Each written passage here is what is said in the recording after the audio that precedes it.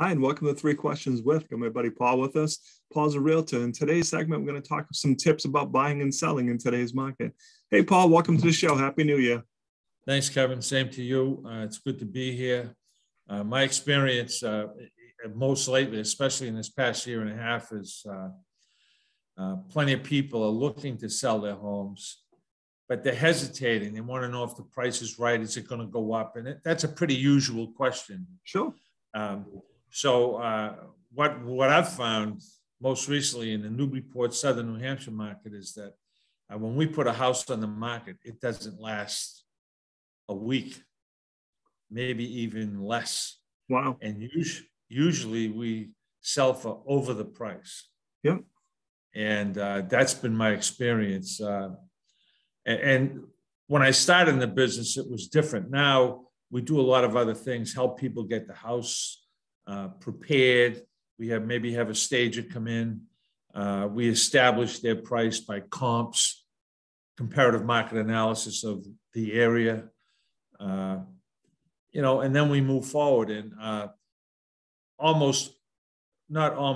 every buyer comes pre-qualified with a letter or cash. And if they're cash, they already know the questions. Show me your proof of funds. Yep. And it's a totally different world. I used to spend all my time driving a Lowell to deliver a contract, driving an Ando.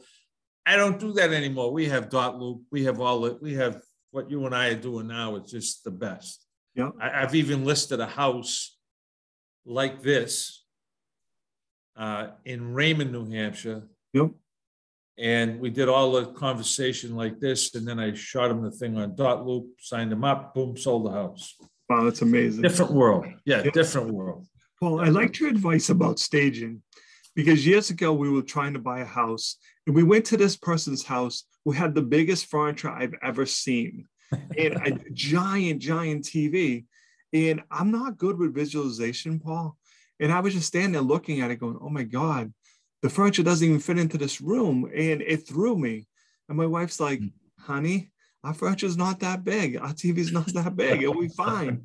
But I just couldn't get past it because, no one had taken the time to explain to him how to stage the house to make it look the size it really is. Big deal, right? Very important. I can't emphasize that enough.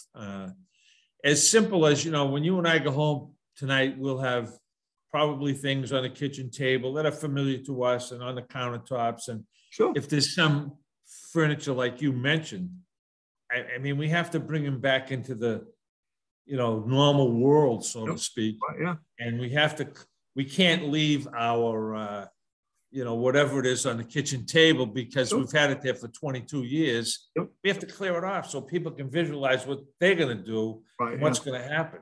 And that thing, you probably heard it from your mother. I heard it from mine. First impressions, man. Amen. That's the bottom line. Yep. First impressions. See, for me, Paul, it's personal pictures. And that's just me. If I go into your house and you have pictures, I stop and look at every picture. And my realtor, we end up buying a house with different person after years later. But they're like, we stop looking at every picture.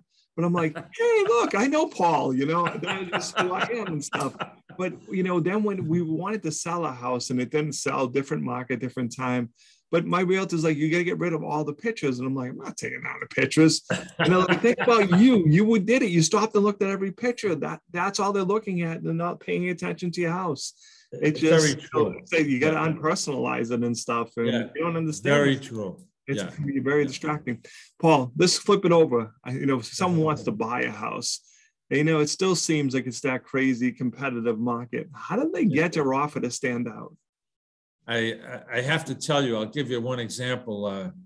I had a couple, husband and wife looking for a house with an in-law apartment. This was started about 6 months ago. Everywhere we went, there'd be 20 people there. Looked like a house party. The house was for sale. And so we walked in, and one particular house in Salem, New Hampshire stood out. The in-law was perfect, new, perfect. The main house was perfect. We came in fourth. excuse me, we Yep. made an over the price offer Yeah, sure. by 50,000 Wow. cash. In fourth. And we came in fourth. So I knew the agent. I called him up. I said, "Hey, what do you mean fourth? I feel good if I was second." Yeah. Fourth. So he told me what happened. They came in 100. Whoever bought it came in 100 over the price cash. No home inspection, nothing. Yeah. So, I mean, if I'm selling that house, I'm like, okay, here's the keys. yeah. I'll get my stuff and get out, you know. We ended up buying another house in New Hampshire. But it was almost like a training period. All right, here's what we're going to do. We're going to be ready. We're definitely paying over the price. Yep. And they were in a position to pay cash. So we see this house, it's on for 500,000. So I'm working with another realtor. So we're talking back and forth. And yeah, you know, there's a couple of people looking and blah, blah, blah. So I said to the buyers, I said, look, let's offer them 500,000 cash, no home inspection, but let's go up to 575. Yep. $1,000 higher than the next highest offer. Yep. We ended up paying, and they verified that offer. Sure. We ended up paying 570 cash. Wow. No home inspection, nothing. Wow. That's amazing. And, yeah. And now it's still the same. There's a house for sale in a nice town, all of that. It's on the market for $1.4 million. Now, if I took you there and you were looking from the outside, you'd be like, Paul, is this the right house? This is $1.4 million. Yeah. And it's sort of in a little bit of an industrial area. Yep. You wouldn't want to live there. I mean, if you were going to put a business there, maybe. Sure. Yeah. But $1 million, when I saw the price, I was blown away. And I do this every day. Right. Yeah. I couldn't believe it. Yep. You know? So we'll wait and see. I'll let you know if somebody does buy that. I think they might. Yep. They said this, you know, there's someone for everyone and stuff. So, Paul, what's the best way to reach out to you if someone was looking to buy or sell real estate? My phone number, 978-375-9846. Paul. And I answer all the time, man. Awesome. Paul, I appreciate you taking a couple of minutes to jump on the show. And as always, thanks for being my friend. Kevin, thank you. Good to see you. Good to see you.